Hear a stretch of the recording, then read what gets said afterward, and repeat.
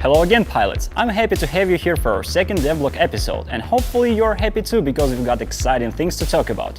Also, for anyone who wasn't here for our previous video, keep in mind that some of these features are in the early stages of development. They might change or even get abandoned. Before we start, a quick recap of features we've covered in our first episode and managed to release already. The 2 vs 2 deathmatch was arguably the biggest one, and we're fairly pleased with how it went down. From what you guys have been telling us, it seems like the battles feel quicker and more dynamic than some of the other game modes, which is what we're really going for.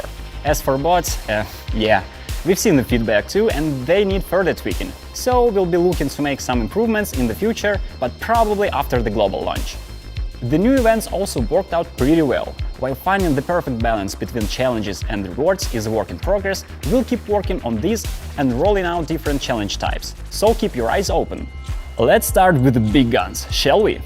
There are several new game modes in development already, and the first one is a massive free-for-all deathmatch. 10 mechs enter the arena, 1 mech leaves. It's going to be a meat grinder, and we are hoping it's going to be as fun as it sounds. Here's what we have planned right now. 10 mechs spawn on the map in random locations, though not totally random. We're working on making sure you spawn in places that won't get you blown to bits before you can say ouch. Once everybody on the field though, the objectives are easy enough. Whoever gets the most kills is our winning warrior. There will be a time limit in place, so matches don't go too long, but we also have another factor capping the length of the game. Try not to blow up too fast in our little Thunderdome. Because this sounds like the kind of scuffle experienced players would enjoy more than newbies who barely know the ropes, we probably make the mode accessible a bit later in the game. On the bright side, there might be some juicy rewards involved. The second game mode is something that's been requested for a while. Pilot, remember when you asked for this after our last video? So this one's for you. Introducing Custom Battle. It will allow you to make game lobby for your friends, choose the battle mode and map you're playing on, add bots and so on. In essence, Custom Battle will resemble a big old sandbox, and we hope you guys will go crazy when it drops. Play with or against your friends, settle rivalries, organize your tournaments or challenges for the daredevils who care to triumph against all the odds and stream them for all the other players to see. Sky is the limit.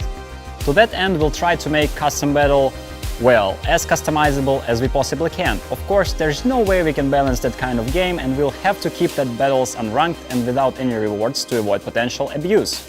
I should say, this game mode is still in the early concept phase, and we won't be ready to reveal more for a while yet, right? Move on. Next, let's talk small guns, actual guns. You might remember we mentioned a certain disc launcher last time. That's our temporary name for a new weapon in development. Unfortunately, things didn't work out quite as planned, and the release has been delayed.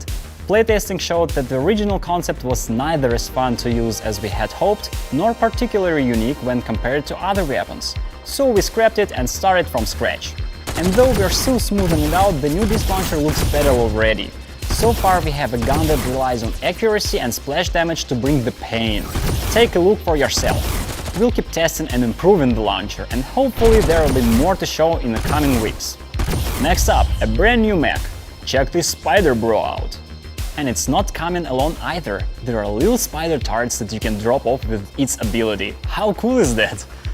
Now, as you probably guessed, we planned this to be a support mech that can help defend beacons, block specific checkpoints of the map, or support your allies with suppressive fire.